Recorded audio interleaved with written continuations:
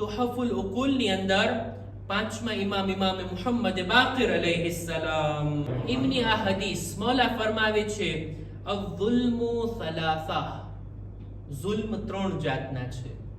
ઝુલ્મુન લા યગફિરુહુ અલ્લાહ, પહેલો ઝુલ્મ એ છે કે જેને અલ્લાહ હરગિઝ માફ નહીં કરે.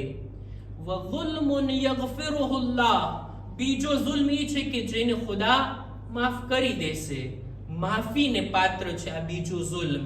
અને ત્રીજો ઝુલ્મ વ ઝુલ્મુન લા યદઉહુ અલ્લાહ, ત્રીજો ઝુલ્મ એ છે કે જેને ખુદા હરગિઝ છોડવા વાળો નથી.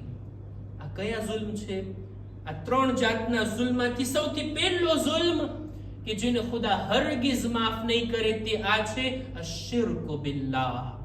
ખુદાની સાથે કોઈને શરીક કરવામાં આવે, ખુદાની સાથે બીજા કોઈને પણ માનવામાં આવે, એને પણ માબૂદ સમજીને ઇબાદત કરવામાં આવે, આ ઝુલ્મ છે.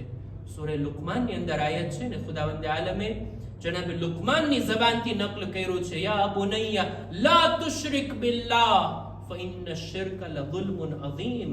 જનાબે લુકમાન એના દીકરાને નસીહત કરે છે, હે મારા દીકરા, હરગિઝ શિર્ક ના કર, ખુદાની સાથે બીજા કોઈ માબૂદને શામિલ ના કર. આ ખુદા સાથે કોઈને શામિલ કરવું એક એવો ઝુલ્મ છે કે જે અઝીમ છે. ખુદા એને માફ નહીં કરે. કોઈ શિર્ક કરીને દુનિયાથી જાય, હરગિઝ એ બક્ષાવાનું નથી. બીજું વઝુલ્મુન યગફિરુહુ અલ્લાહ, ઈ કયા છે? ફઝુલ્મુ રજુલિ નફસહુ ફીમા બૈનહુ વ બૈન અલ્લાહ, બંદો જે પોતાની જાત પર ઝુલ્મ કરે ને, એટલે ગુનાહ. જે કઈ ગુનાહ કરીએ, કબીરા હોય કે સગીરા, બંદો પોતાની જાત ઉપર ઝુલ્મ કરે છે. આ ખુદા અને બંદાનો મામલો છે, ખુદા અને બંદાની દરમિયાનની વાત છે. આ ઝુલ્મ માફીને પાત્ર છે. શરત છે કે તૌબા કરી હોય, સાચી તૌબા કરી હોય તો ખુદા આ ઝુલ્મને માફ કરી શકશે. અને ત્રીજો ઝુલ્મ કે જેને ખુદા છોડવાનો નથી, જેને ખુદા મૂકવાનો નથી, એ ઝુલ્મ આ છે ફલ મુદાયનતુ બૈનલ ઇબાદ, બંદાઓના આપસમાં એકબીજાના મામલા, એકબીજાએ જે આપસમાં એકબીજા ઉપર ઝુલ્મ કર્યા હોય, ખુદા એને મૂકવાનો નથી, ખુદા એને માફ નથી કરવાનો જ્યાં સુધી ઓલો મઝલૂમ માફ ના કરી દે આ જાલિમને.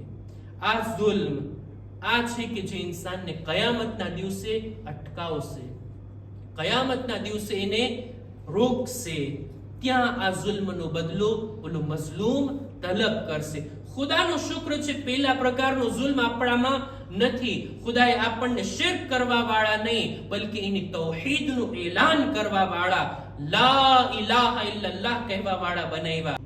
પણ ગુનાહનો ઝુલ્મ, પોતાના નફ્સ ઉપર ઝુલ્મ, એ ઘણા બધા છે. એને બક્ષાવવાના આ દિવસો છે.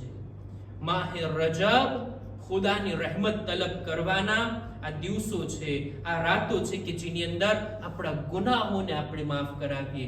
અને મરવા પહેલા એકબીજાઓના મામલામાં, એકબીજાઓ પર જે ઝુલ્મ થઈ ગયો છે, એકબીજાને માફ કરીએ.